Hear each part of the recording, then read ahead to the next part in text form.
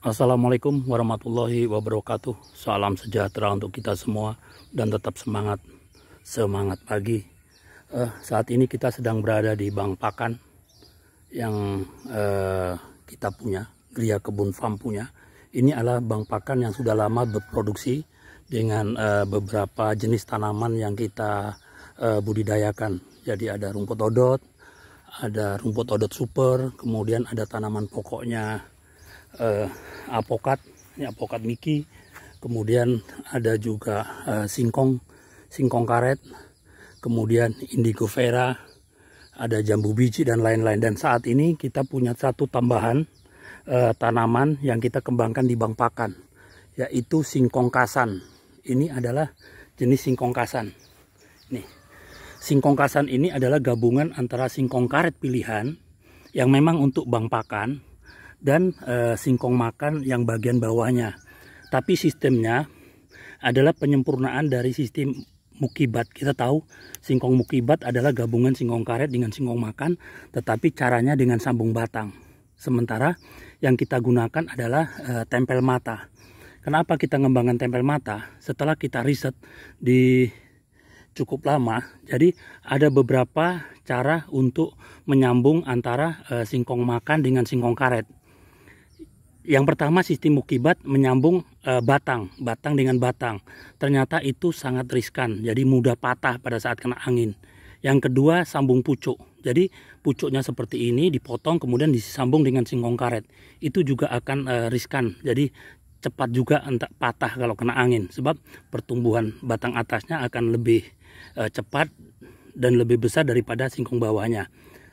Dari beberapa riset dan dari hasil yang diperoleh, maka kita kembangkan singkong seperti ini dengan cara tempel mata. Tentu kita sesuaikan dengan tujuan kita. Tujuan kita adalah satu, untuk mendapatkan vegetatif daunnya, batang bagian atas.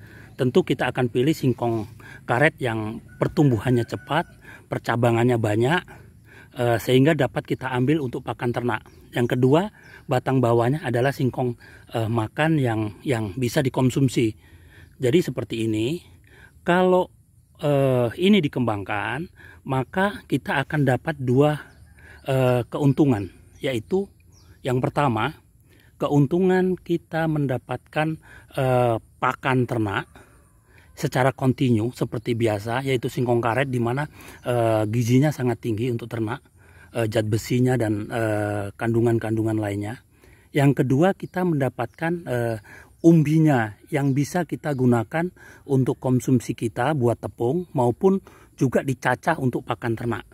Jadi setelah ini bisa dipanen sangat bagus, pertumbuhannya maksimal, optimal, yaitu pada saat usianya di atas 10 bulan. Jadi pada saat 10 bulan kita cabut, umbinya kita ambil dan batangnya bisa kita tanam lagi.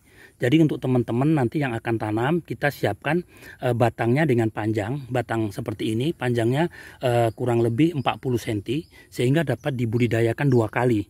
Jadi begitu sudah panen, umur 11 bulan, 12 bulan, semakin lama juga nggak ada masalah, itu kita ambil umbinya, kemudian batangnya, yang bekas umbinya itu kita potong, kita tanam lagi. Yang penting satu, tempelan mata ini tidak boleh masuk ke dalam tanah, seperti itu. Jadi ada dua keuntungan itu sangat potensial sekali. Jadi sambil kita mendapatkan pakan ternak harian, yaitu dari daunnya, kita juga mendapatkan tabungan, yaitu dari umbinya.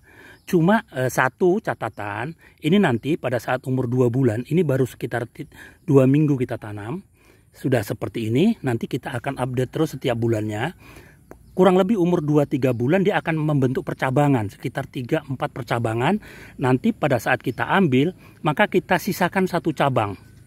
Nah, setelah tumbuh lagi, kita ambil lagi, kita sisakan tetap 1 cabang, itu yang akan berfotosintesis untuk mengisi umbi.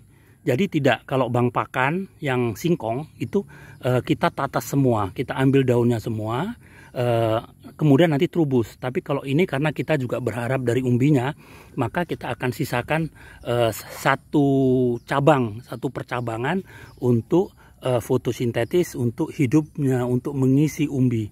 perawatannya sama saja seperti tanam singkong-singkong yang lain. Jadi ini sangat potensial. Jarak tanamnya berapa? Rekomendasi kita jarak tanamnya itu fleksibel. Apabila dicampur dengan tanaman-tanaman yang lain seperti rumput odot dan lain-lain, supaya tanaman yang lain tidak ternaungi, rekomendasi 2 kali 2 meter, 2 kali 3 meter tidak ada masalah. Ini.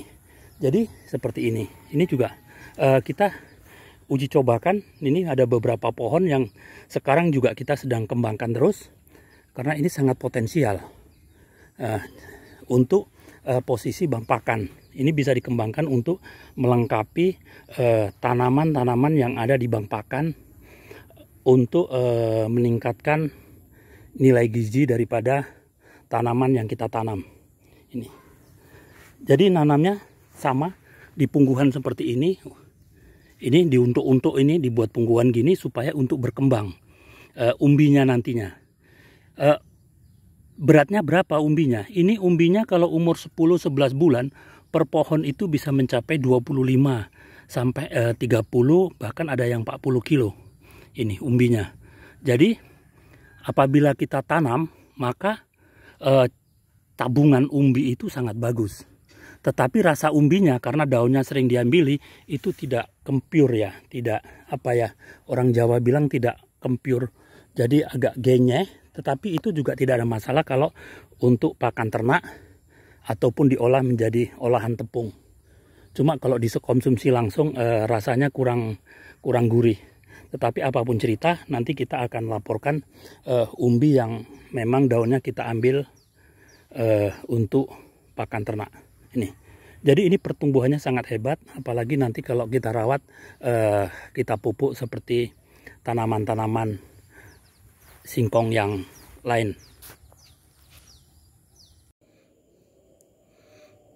Ini adalah contoh singkong kasan yang dicabut pada saat usianya kurang lebih 11 bulan. Jadi cukup bagus. Posisi besar ini beratnya kurang lebih sekitar 35 ke 40 kilo. Jadi ini juga walaupun umbinya tidak besar, tidak banyak, tetapi ukurannya besar-besar seperti ini. Jadi walaupun nanti dicabut pada saat umur 12 bulan, 13 bulan, tetapi tetap singkong ini cukup bagus, tidak busuk, kecuali satu apabila terendam air. Jadi kelemahan singkong, hampir semualah singkong kalau terendam air, dia akan busuk. Ini juga singkong yang belum panen. Tetapi kalau kita lihat pertumbuhannya, umbinya ini cukup bagus dibandingkan dengan tangan. Ini sudah kelihatan sepergelangan tangan lebih. Ini pada saat umurnya kurang lebih 7 ke 8 bulan. Jadi kalau tanahnya gembur ini sangat bagus untuk pertumbuhannya. Jadi itulah potensi-potensi singkong kasan. Singkong kasan yang merupakan modifikasi dari singkong-singkong yang sudah ada, yang selama ini ada di petani. Tetapi khusus singkong kasan adalah dimodifikasi khusus untuk bang pakan. Di mana pertumbuhan vegetatifnya bagus, di sisi lain dia membentuk umbi yang cukup potensial untuk dikembangkan. Jadi produktivitasnya tinggi. Terima kasih yang telah subscribe. Yang belum subscribe, tolong subscribe-nya untuk membangun kanal ini. Mudah-mudahan konten ini bisa membantu untuk perkembangan peternakan yang ada di Indonesia. Terima kasih. Gria Kebun, Januari 2023.